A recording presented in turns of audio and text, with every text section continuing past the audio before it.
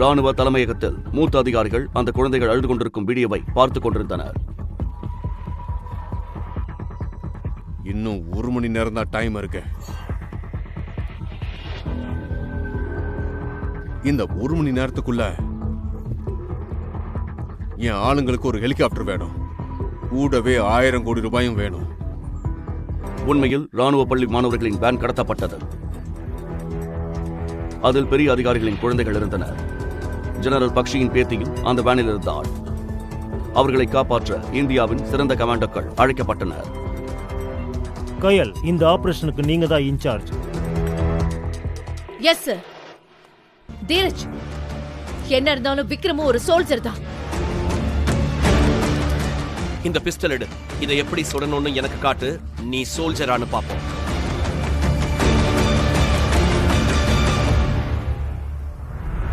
ஒரு சோல்ஜரா இருந்துட்டு துப்பாக்கியை எப்படி பிடிக்கணும்னு கூட தெரியலையா? உனக்கு வெக்கமா இல்ல? எனக்கு ட்ரைனிங் எடுக்க சான்ஸே கிடைக்கல. அப்புறம் ஆர்மிக்குள்ள போய் ஓட்டிட்டு இருந்தியா?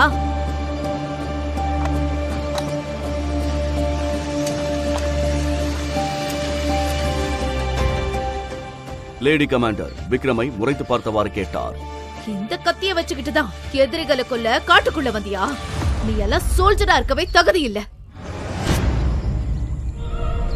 அவங்க என் ஃப்ரெண்ட்ஸ் எல்லாரையும் கொன்னுட்டாங்க.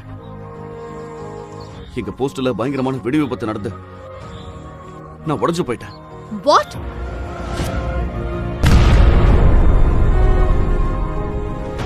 அப்புறம் நீ எப்படி உயிர் தப்பிச்ச? போஸ்ட்ல ரேஷன் தீர்ந்து போச்சு. என்ன ரேஷன் வாங்கிட்டு வர சொல்லி வேற ஒரு போஸ்ட் காமிச்சாங்க. நான் திரும்பி வரதுக்குள்ள ஒரு பெரிய வெடி சத்தத்தோட எல்லாமே முடிஞ்சு போச்சு. அப்போ இத பத்தி ரெஜிமெண்ட்ல சொல்லலையா? இல்ல, ஏன்னா என் கூட இருந்தவங்க ரத்தத்தை குடிச்சவனோட கணக்க தீக்கணும்னு நினைச்சேன்.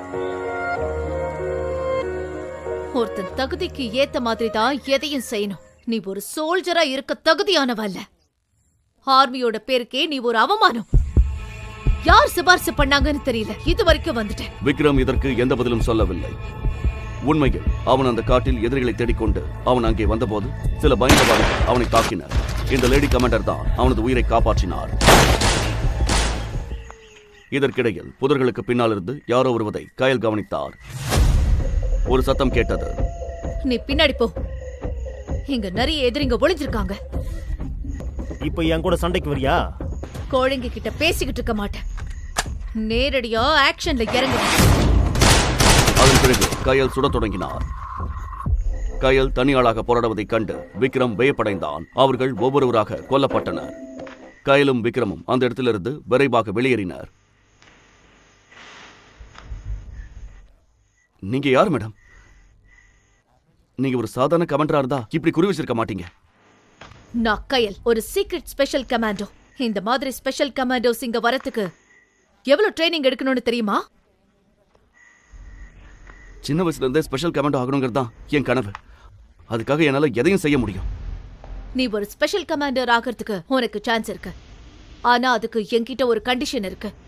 கயல் தனது நிபந்தனையை விக்ரமிடம் சொன்னபோது விக்ரம் அதிர்ச்சி அடைந்தார். ஆனா இது எப்படி மேடம் நடக்கும்? நீ ஸ்பெஷல் கமாண்டோ ஆகணுமா இல்ல எங்கேயே கிடக்கணுமான்னு யோசிச்சுக்கோ. முடிவு உன் கையில தான் இருக்கு. அதன் பிறகு கயலும் விக்ரமும் அருகில் இருந்த முகாமிற்கு சென்றனர். விக்ரம் தனது அறிக்கையை சமர்ப்பித்தார். ஆனால் சிறிது நேரத்திலேயே அந்த முகாமில் அனைவரும் வேக்கும் வண்ணம் ஏதோ ஒன்று நடந்தது. ஹெலிகாப்டரில் இருந்து ராணுவத்தின் மிக உயரிய அதிகாரியான மேஜர் பக்ஷி வந்தார். விக்ரமுடன் இதையெல்லாம் பார்த்த அங்கிருந்த அனைவரும் வாயடைத்து போயினர். பிறகு மேஜர் கயல் மேஜர் பக்ஷியுடனேயே இருந்தார். அந்த முகாமில் இருந்து கிளம்பும் போது மூத்த அதிகாரி விக்ரமிடம், உன்னோட திங்ஸ் எல்லாம் பேக் பண்ண. சார், எப்படி பார்த்தாலும் நீ ஆர்டர் இல்லாம தான் அந்த காட்டுக்குள்ள போன. நீ ஆர்மியோட டிசிப்ளினை மீறிட்ட. இப்போ உன்னை இங்கிருந்து தூக்கி எறிய போறாங்க. ஆனா சார், இறந்து போன என் ஃப்ரெண்ட்ஸுக்காக அவங்கள பழி வாங்க தான் நினைச்சேன். பழி வாங்க போறியா? உனக்கு ஒரு துப்பாக்கி கூட பிடிக்க தெரியாது. உனக்கெல்லாம் வெக்கமே இல்லையா? எல்லாரும் விக்ரமை பார்த்து சிரிக்க ஆரம்பிச்சாங்க. அப்போதுதான் இன்னொரு ஹெலிகாப்டர் அங்க வந்தது. சார், சார், எல்லாம் சரியா இருக்கா? சோல்ஜர் விக்ரம், நீங்க எங்க கூட வரணும். மேல் இடத்துல இருந்து ஆர்டர் வந்திருக்கு. இதை கேட்டு அனைவரும் வியப்படைந்தனர். Yes sir. விக்ரம் அந்த ஹெலிகாப்டரில் அமர்ந்து அந்த படைப்பிரிவை நோக்கி சென்றார். அவருக்கு தெரியாது அவரது வாழ்க்கை ஒரு பெரிய திருப்பத்தை சந்திக்கப் போகிறது என்று. விக்ரம், இந்த ரெஜிமெண்ட்டுக்கு உன்னை வரவேற்கிறோம். உனக்கு இங்க தான் ட்ரைனிங் கொடுப்பாங்க. எல்லா ஸ்டேஜையும் முடிக்க இது உனக்கு ஹெல்ப் பண்ணும். எனக்கு ஒண்ணுமே புரியல சார். கயலோட சிபாரிசுல தான் உனக்கு இந்த ட்ரைனிங் கிடைச்சிருக்கு. But you have to prove your self. நீ இப்போ ஸ்பெஷல் கமாண்டோ ட்ரைனிங்ல அனுப்புவாங்க. அங்க எல்லாத்தையும் நீ முடிச்சாகணும். நான் ரெடி சார். உன் வேலை இன்னைக்கே ஆரம்பிக்குது. Good luck. Thank you sir. ஜெய்ஹிந்த். ஜெய்ஹிந்த் சார். நீ உன் செல்வாக்க பயன்படுத்தி இங்க வந்துட்ட. இவங்க எல்லாரும் கஷ்டப்பட்டு உழைச்சு தகுதியோட தான் இந்த ட்ரைனிங்ல ஒரு பார்ட்டா இருக்காங்க. இவங்க எல்லாரும் இந்த கேம்போட பெஸ்ட் கேடர்ஸ். எவ்வளவு போட்டி போட்டு வந்திருக்காங்க தெரியுமா? சிபார்ஸ்ல வந்தவனுங்க இவங்களுக்கு சமமா நின்னா உன்னை நினைச்சா எனக்கு அவ்வளோ கோவம் வருது. இவங்களுக்கான கோர்ஸ் திரும்ப முதல்ல இருந்து ஆரம்பிக்காது. ட்ரைனிங் திரும்ப நடக்காது. இது வரைக்கும் ட்ரைனிங் எவ்வளவு முடிஞ்சிருக்கோ அதுதான் இனிமேயும் தொடரும். எப்பவும் இங்க நடக்கிற விஷயம்தான் தொடரும். அப்போது ஒருவரின் குரல் கேட்கிறது. பழகிய ஒரு குரல் அழைத்தது. ஹே ஹே ஹே! விக்ரம் நிமிர்ந்து நேராக பார்த்தான். அவனது பழைய எதிரி தீரஜ் அங்கே நின்றிருந்தான். நம்ம கமாண்டர் இங்க உருளைக்கிழங்கு சீவிட்டு இருக்காரு.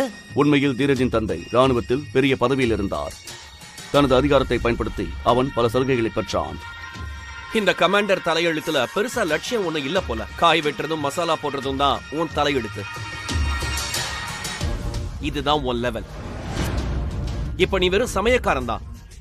மெதுவா உன்னை எங்க எல்லாருக்கும் வேலைக்காரனா மாத்திடுவேன்.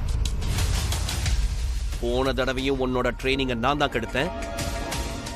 இந்த வாட்டியும் அதே தான் நடக்கும். ஒரு நாள் அவன் விக்ரமை தனது காலணிகளை சுத்தம் செய்ய சொன்னான்.